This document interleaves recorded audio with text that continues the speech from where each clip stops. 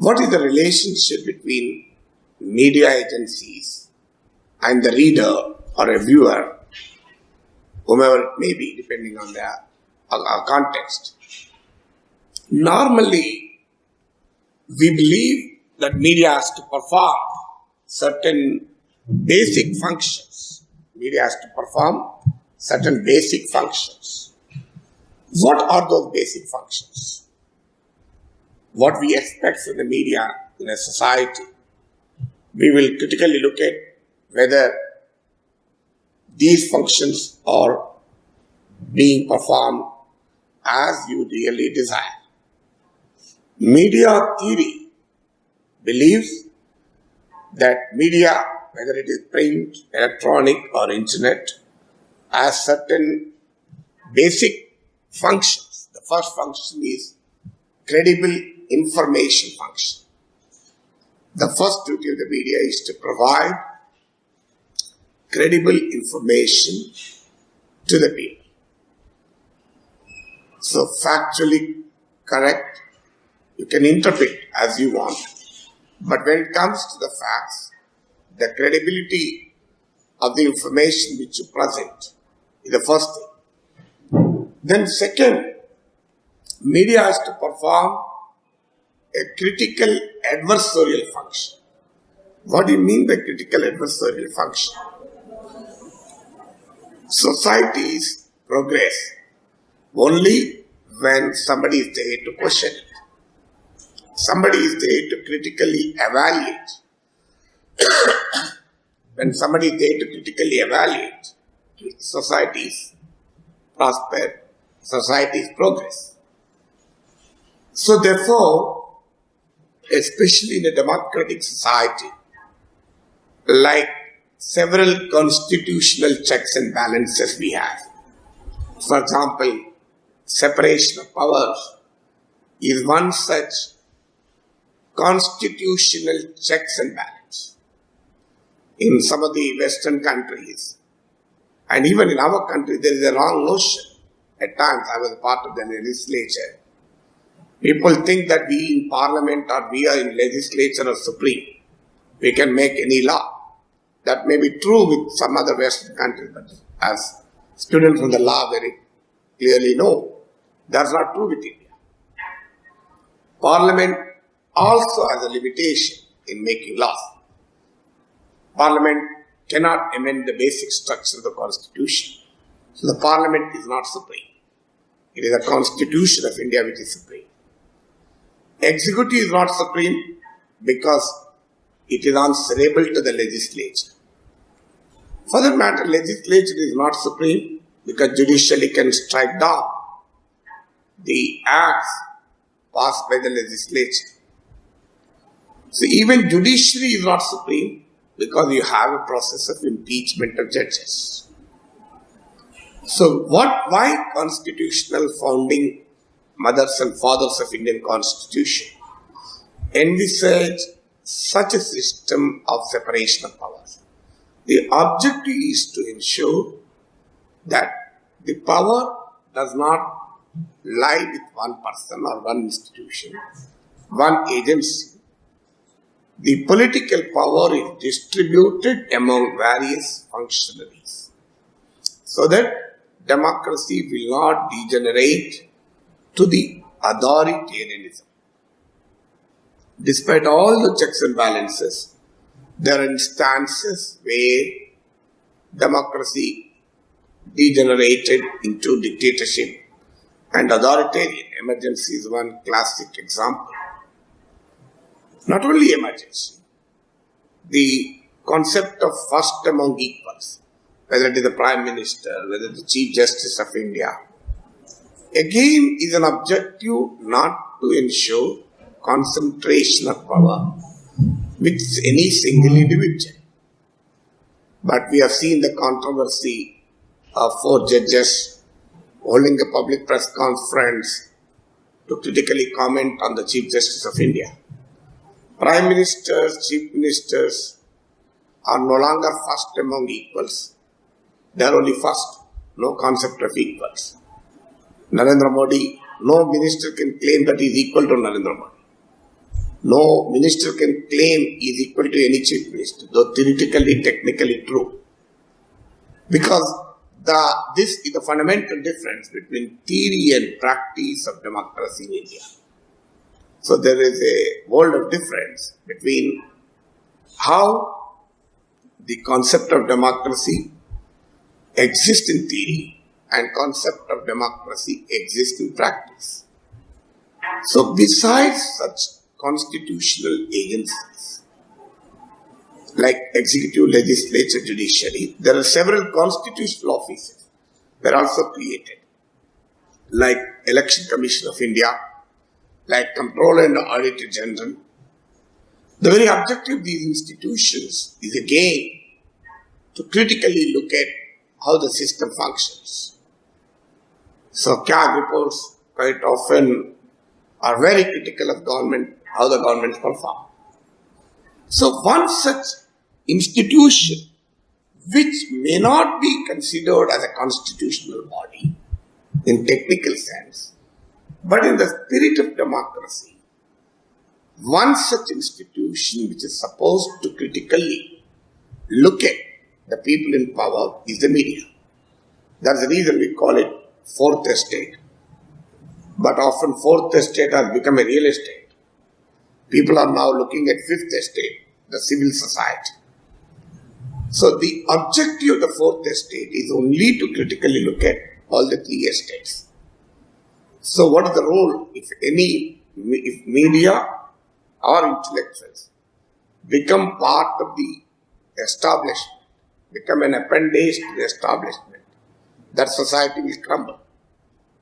That society will crumble. So that's the reason Supreme Court of India, the early stage of India's independence, interpreted freedom of expression as a freedom of media. So therefore, media exercises freedom of expression on behalf of the people of this country.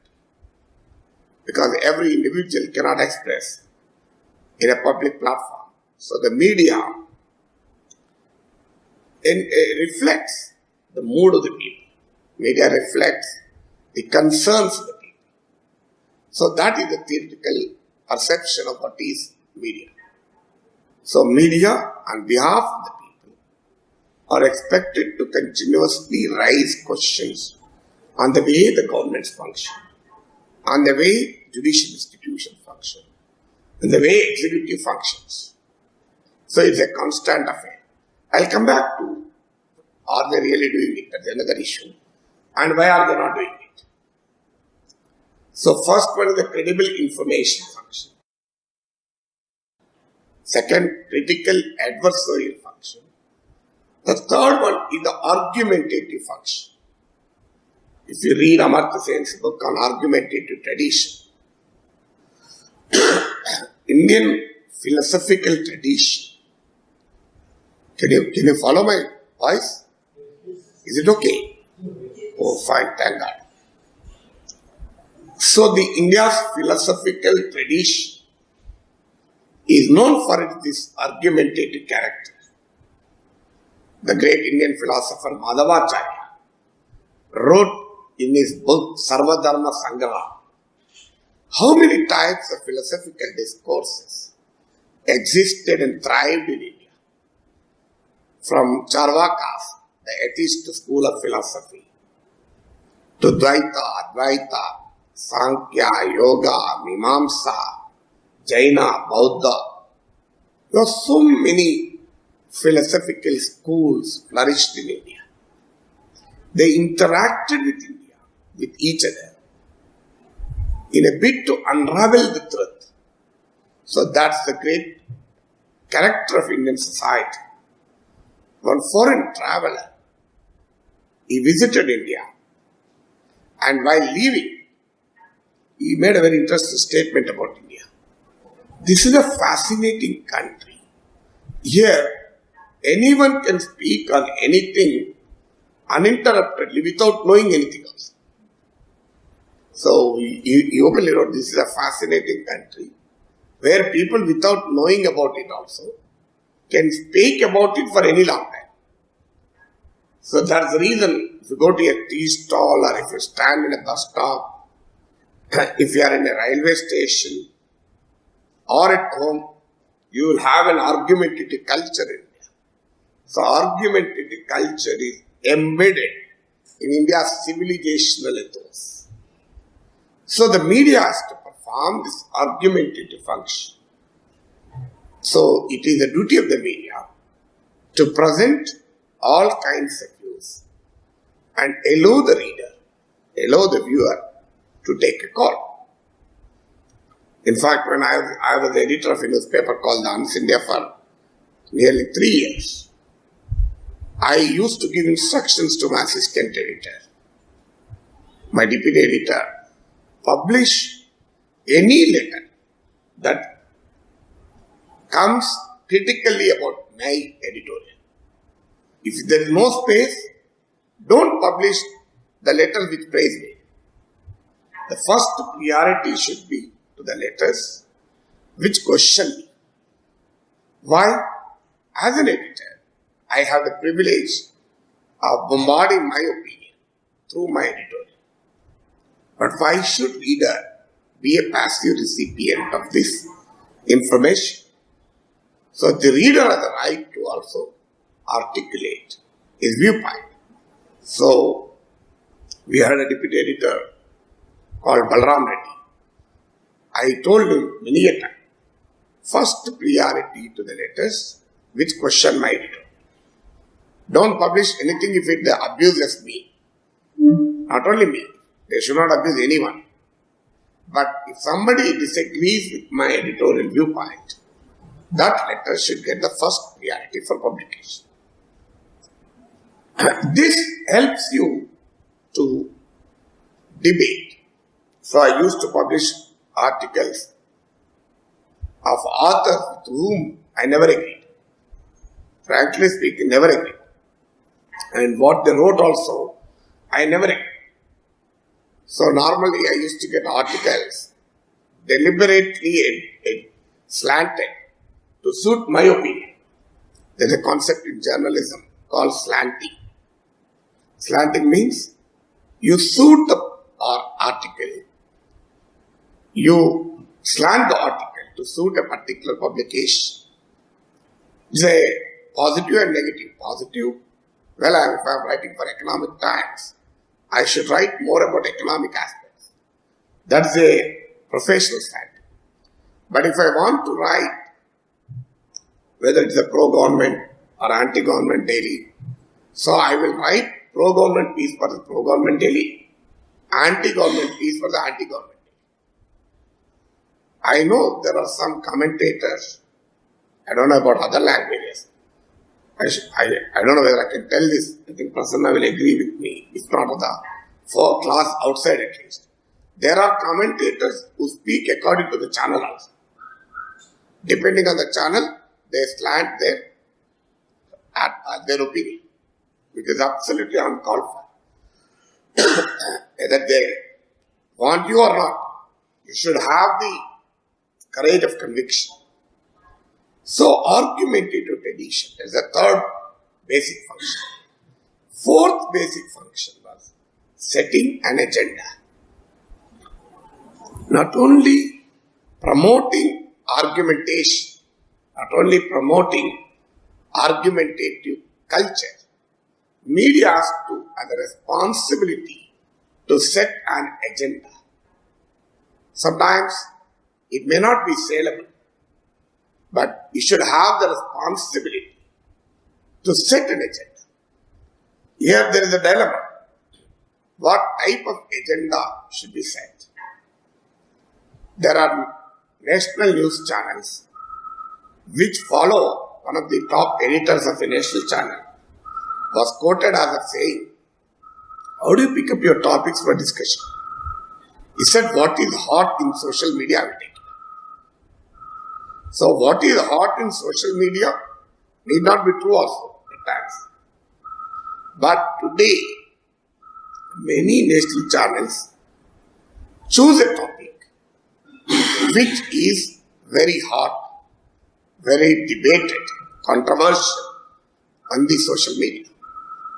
The idea is again that interests public. So it's a dilemma for an editor every day. Should I look at what interests public, or should I look at what is in public interest? So they two need not be the same always. And quite often they are not the same also. Quite often they are not the same also. What interests public need not necessarily be in public interest. What interests public need not necessarily be in public interest. So how to balance between what interests public and what is in public interest? So this is another question. So the fourth role a media has to perform is to set an agenda on behalf of your consumers, readers or viewers. Then the fifth function is obviously the leisure function. Providing entertainment, providing education, information and entertainment.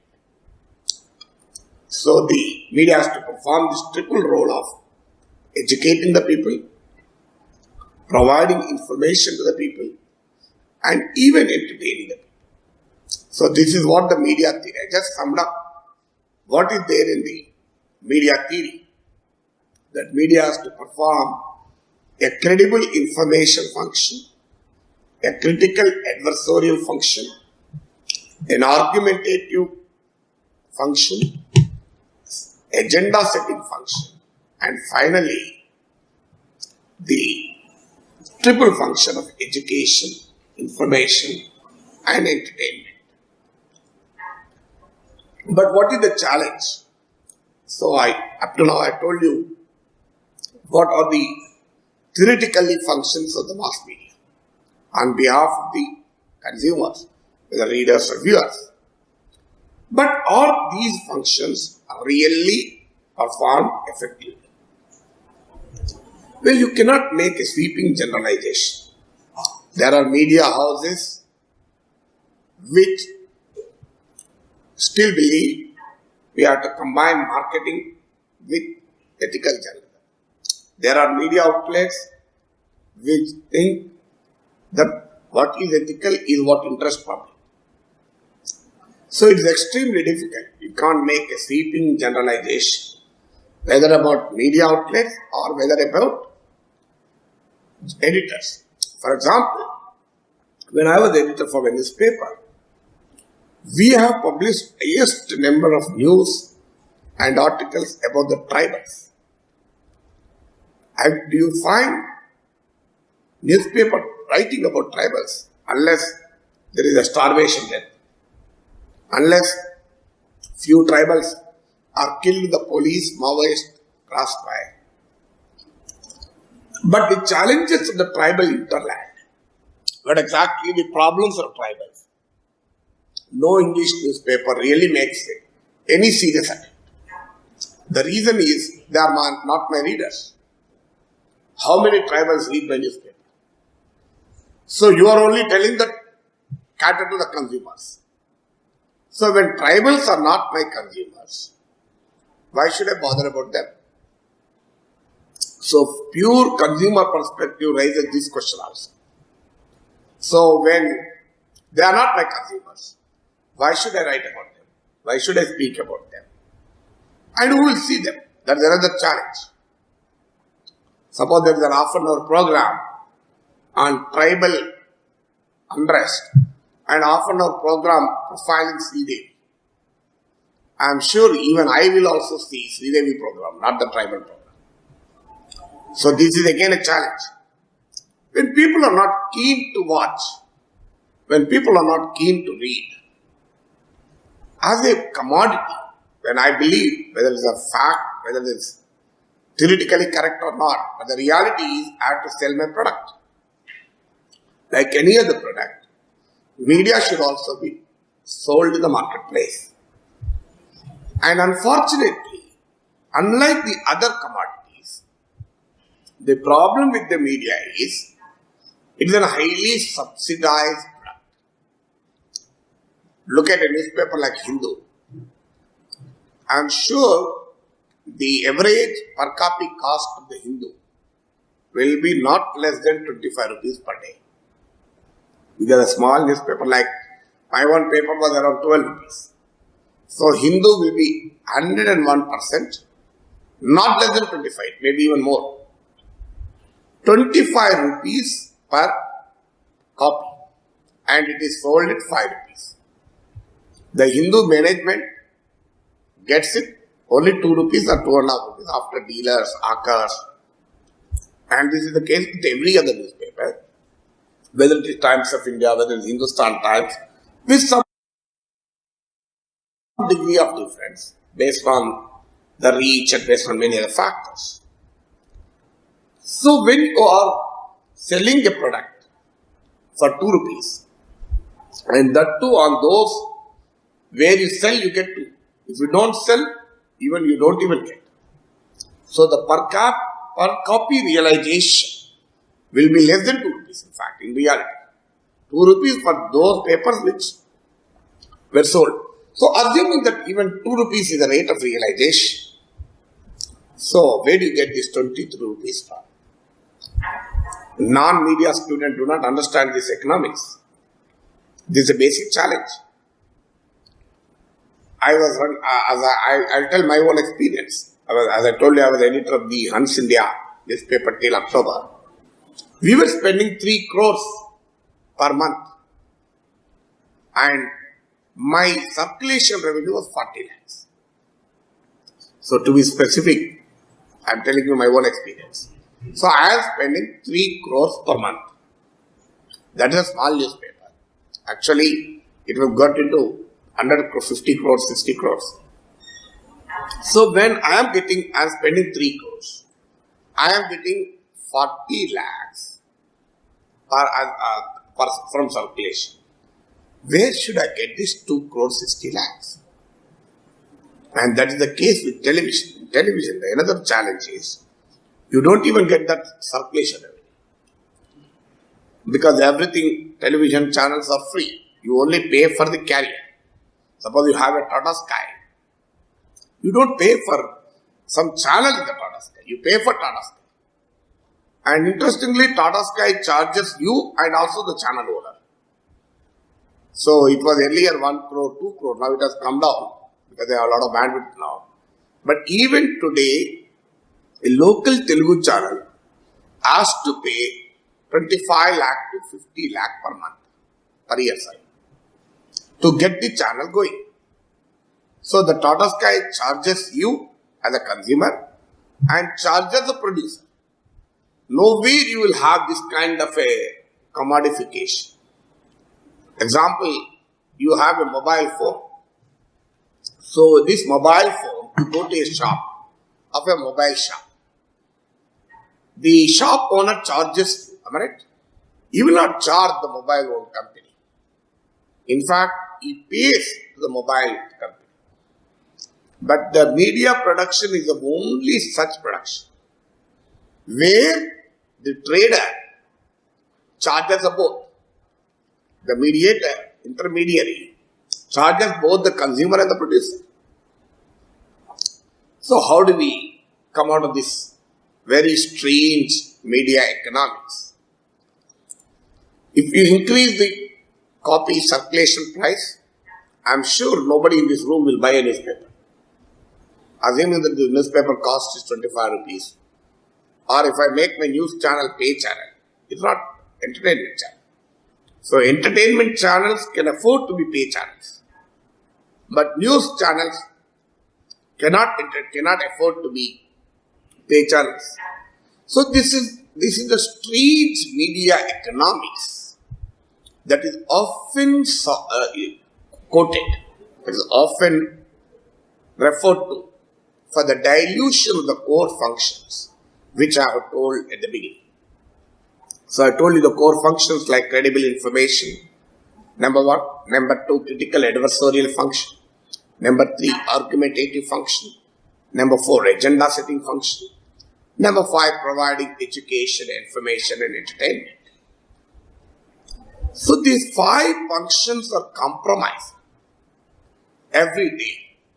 Why are they compromised? If you ask this question to a media owner or even an editor, it's easy to talk in an ulcer classroom. But how do I come out of this strained media economics? So this is the strained media economics. Unless the people see, I don't get advertisement, because advertising is the only source of revenue for a media. Only in the case of print, you have at least circulation revenue. Worldwide, there is a small trend that has begun, where websites don't take any advertisements, but they charge the reader. So if you want unbiased, fair news, you pay for it. So value for money, you pay for it. But that has not become very popular in our country.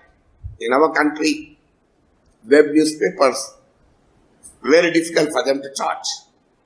But New York Times, Washington Post, they started charging the subscribers. If you really want good news, impartial news, if you want objective news, you should pay for it. If you want a good film, if you want a good film viewing experience, you go to an IMAX theater. If you want to compromise on your viewing experience, you can go to a normal cinema hall. So when you want good shopping experience, you get into a huge shopping mall. You will charge all kinds of things there. But you have a good shopping experience. If you don't want any shopping experience, you may go to a small kirana store. So if you want your child excellent exposure, you go to an international school. Otherwise, you admit your child in a local school. So when you are doing these things, in the case of other consumption, other forms of consumption, whether it is education is a consumption, entertainment is a consumption, cinema, or even a shopping is also a part of consumption. But when it comes to the media consumption, this consciousness has not yet taken roots, especially in our country. Nowhere in the world as seriously as it should, but at least in our country. Well, if I really want very good media, let me pay for it. Let me pay for it. So that kind of consciousness has not yet ingrained into our readership and viewership. So we will talk about consumer rights, we will talk about reader rights, but reader responsibility. So I also don't have any answer to this kind of a dilemma. This kind of a dilemma, how do I ensure that the core values of journalism, core commitments to the consumer are not compromised, but my strange media economics make me to do so. How does it do? But you cannot always attribute to the strange economics. There are newspapers which mint money, but still they are like that. That is another problem. It comes to the issues of ownership. Look at budget. If you see this year's budget and newspapers next day, there are different views about the budget. But look at all the major newspapers of the country. What did they say? Great budget, agri-focus, rural focus, health focus. Am I not right? Everyone. But I have a different opinion. The allocation for agriculture and rural development as a proportion of GDP has come down to 1.08%. In this budget, as compared to 1.15% last year. Then how can you say it is a rural focus, agri focus? Just because if the finance minister talks about agriculture for half an hour, will it become agri focus budget? Just because if Nageshwar speaks about ethics for half an hour, will I become the most ethical human being? I'll tell you about health, that universal health scheme. For 10 crore people, 5 lakh health insurance. How much money is given? 1600 crores. With 1600 crores, you can oddly provide insurance to 10 lakh in a country of 130 crore. But every newspaper, this is another opinion. Well, I'm not telling you should agree with my opinion. You may disagree with my opinion totally. You can reject my opinion. But my point is, this opinion, I also represent a group of readers. I also represent a group of consumers. So I want my opinion should also be reflected in the columns of newspapers. Well, there can be another opinion. At a great budget, I have no objection. Suppose you go to a supermarket. Somebody likes pista ice cream. Somebody likes chocolate ice cream. Somebody likes strawberry flavor. I like only vanilla ice cream. I can't even touch chocolate flavor. But my daughter likes only chocolate flavor. Am I right? My wife likes pista flavor. So 3 in our family have 3 different tastes. I like vanilla flavor. My wife likes pista flavor. My daughter likes chocolate flavor. When I go to the supermarket, if there is no vanilla ice cream, it's a denial of right as a consumer for me. So what will the supermarket do? It keeps all flavors, right? Not only these 3, it can provide any other flavor. Vanilla pista, chocolate pista, all combination flavors also. So supermarket in the marketplace provides and caters to divergent taste of the consumers. Why should media confine to only one perception of the budget? Why should media confine to only one perception of the budget? Not only English papers, you look at even language newspapers also. You'll find only one. They're simply overwhelmed by the budget. So I'm not telling that opinion should not be there. The opinion should be there. But my opinion should also be presented. So this is the challenge which media has.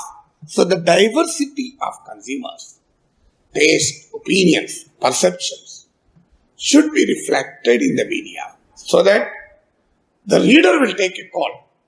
Whether he likes analysis which says that this is a great budget, let him like. If he likes my analysis that this is not a great budget, let him like. Who am I as an editor to decide this particular form of opinion to my reader? Whom am I as an editor to direct my reader or my viewer towards a particular opinion? Towards a particular opinion. This is called, as Chomsky, greatest thinker, says, manufacturing consent. So you manufacture consent in favor of particular thing. So media manufactures consent. So these are all issues which have no answers. Only ultimately the reader has to decide. The only way. So why? Let me come back to this question of why the core values of media, core commitments to the media, to the consumer are being compromised today. As I told you, one reason is the strange economics. But is it only because of strange economics?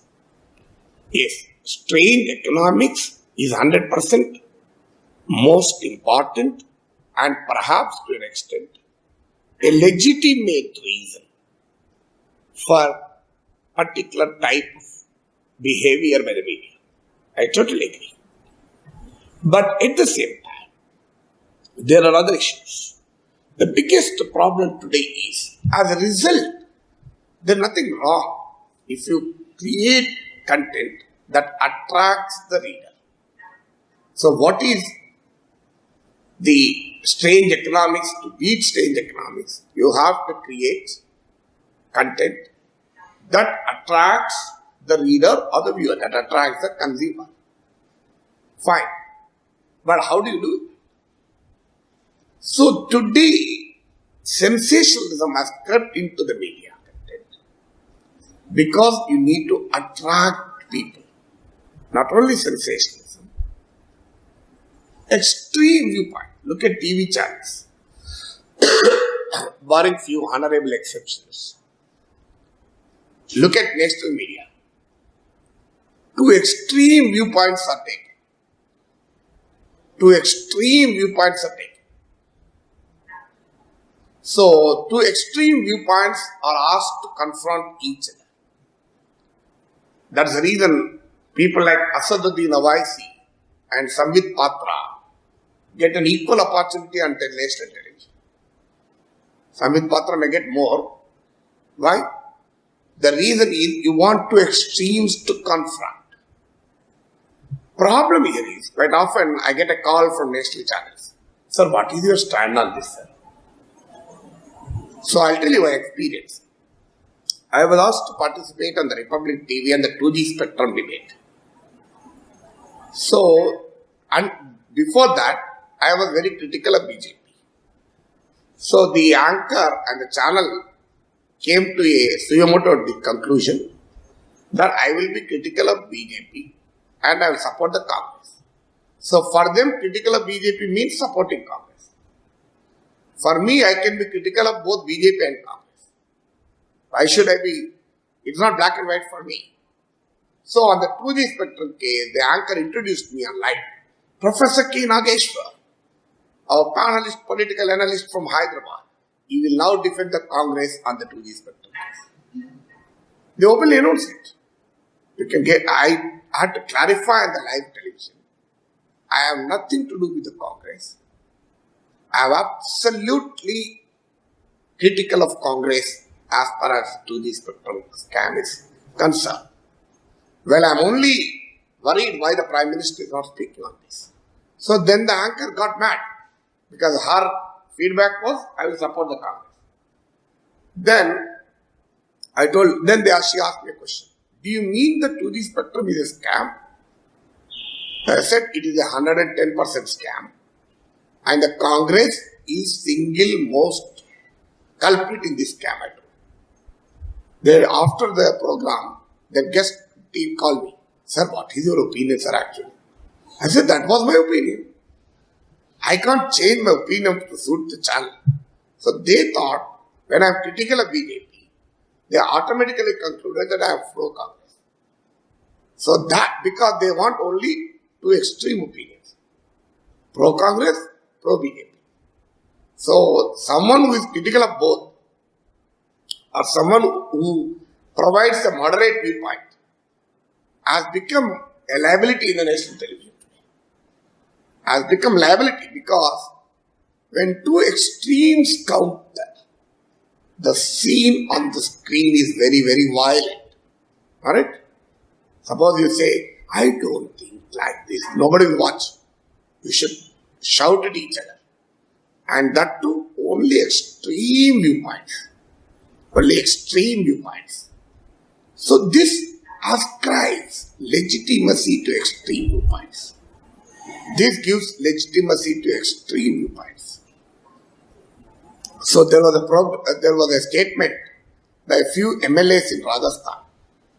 They raised this issue in the Rajasthan Assembly, that there is a ghost in the Assembly. I'm sure you might have read it. Have you read it? So the two MLAs raised this matter. In the last 6 months, 2 of my party MLAs died, so there is a ghost in the Assembly. The Chief Whip agreed. The Minister clarified, it is true, sir, there is a ghost. Speaker called for a special debate on ghost in Assembly. So, what will happen if a television channel asks to take it up for discussion? They will also invite someone who says that he has seen the ghost, who strongly defends ghost in Assembly. No matter whether it's a superstitious belief, impact the minds of the people. No matter. For them, they want someone who condemn it, they want someone who defend it. So this is a one way of diluting the seriousness of the channel. But the question again is, people are watching it. People are watching it. I'll tell you an example. Film actor Chiranjeevi, I'm sure others also know his name, am I right? Chiranjeevi's daughter eloped with someone. And it was a 3 to 4 hour live for channels. A leading channel covered it for 3-4 hours. So I called up the owner of the channel and said, the editor of the channel, so what is this? Why are you covering it so long? What is the issue involved in it?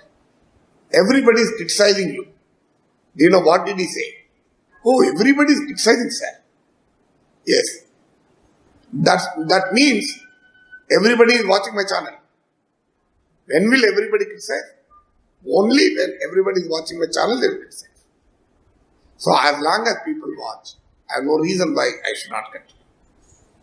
Because if people watch, I will get the revenue. So that is the biggest challenge today. To rat race for television rating points. Even newspapers have become like that because that is what is saleable. The concept of saleability.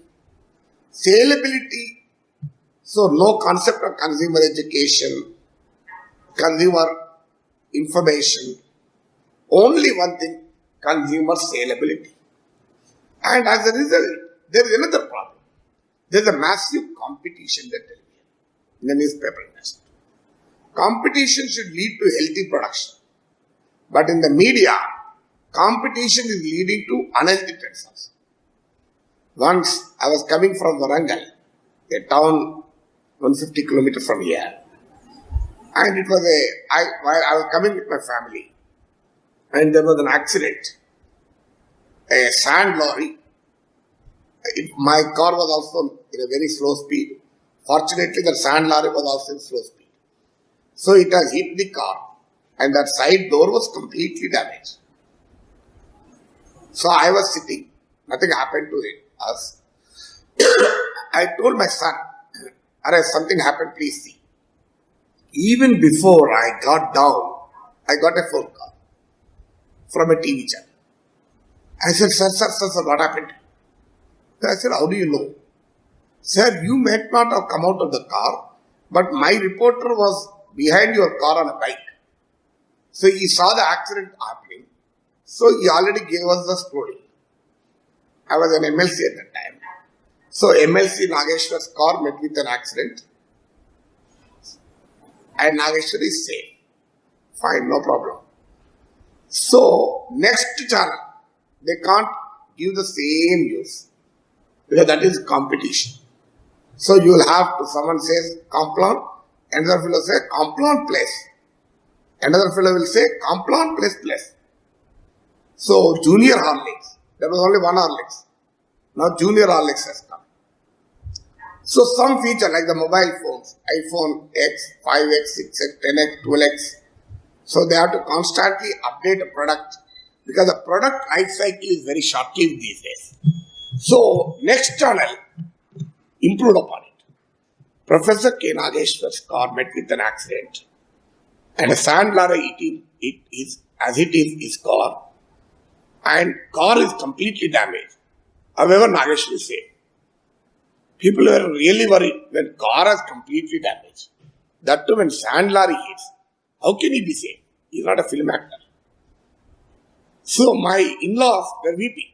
Because the news says only Nageshwar is safe. His family members, it doesn't talk about it. Ultimately, a leading channel said, Nageshwar injured, admitted in the hospital. I was there in the police station at that time. So they admitted me in the hospital also. And the hospital superintendent called me. Sir, where are you, sir? In which ward? Because already 50, 60 people who are your friends came here.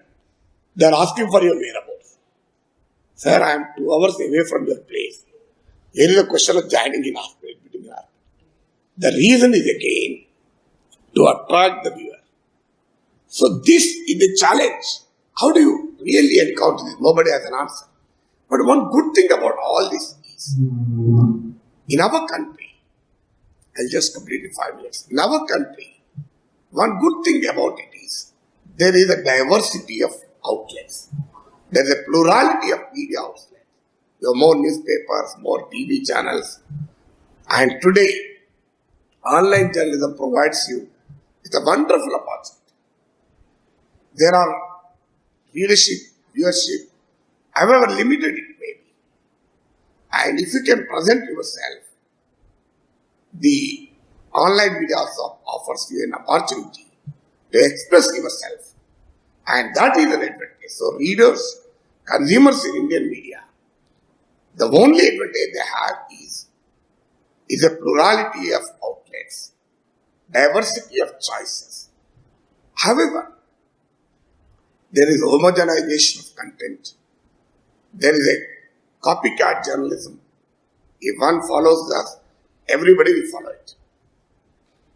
So online journalism helps you to overcome the strange economics also to an extent. Because the production costs are also less. That's the reason BBC has come in only on internet television. Republic TV has started its Hindi channel on YouTube. So only hope that the technology will come up with solutions to these problems. So I stop here. So any questions or else? Thank you.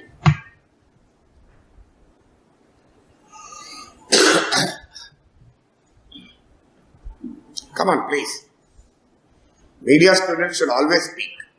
That is the basic character of the media. You have to speak more and should not allow others to speak. You will become a good TV actor.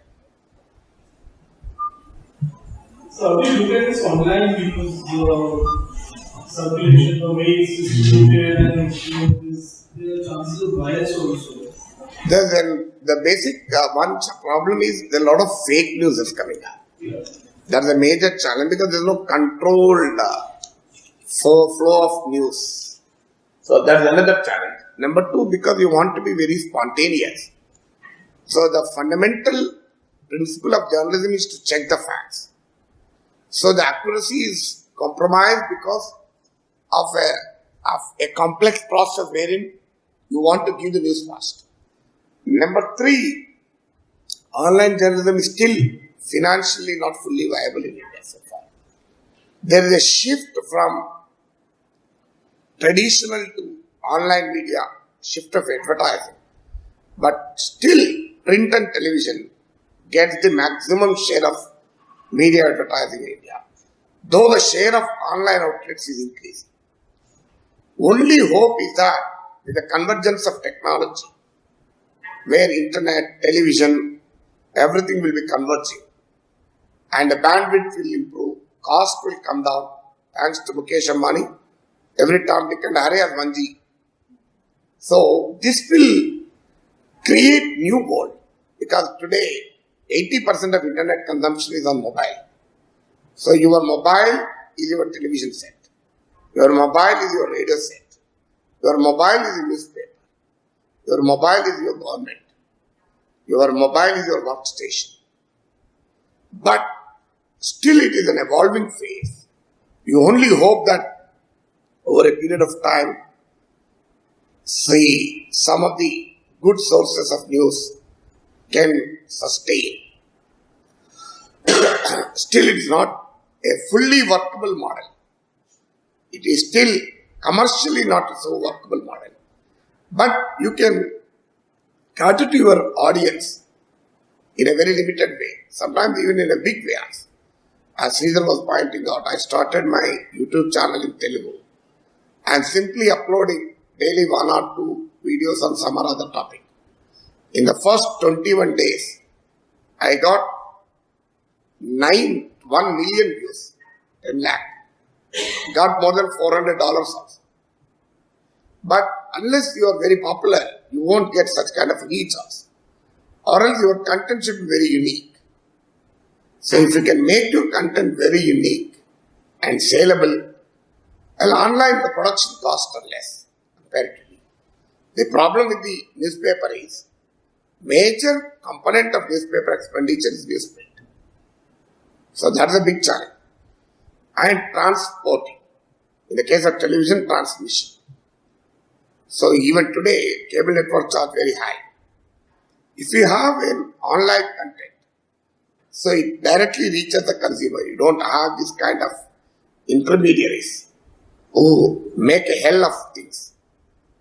So Hathway in Hyderabad, they charge 2 crores, 3 crores. Big channels, they charge 5 crores also. And that is the biggest challenge conventional media face. So it's only a question of time. We have to see how it evolves. As of now, still the situation is easy. But it is worth attempting. Yeah.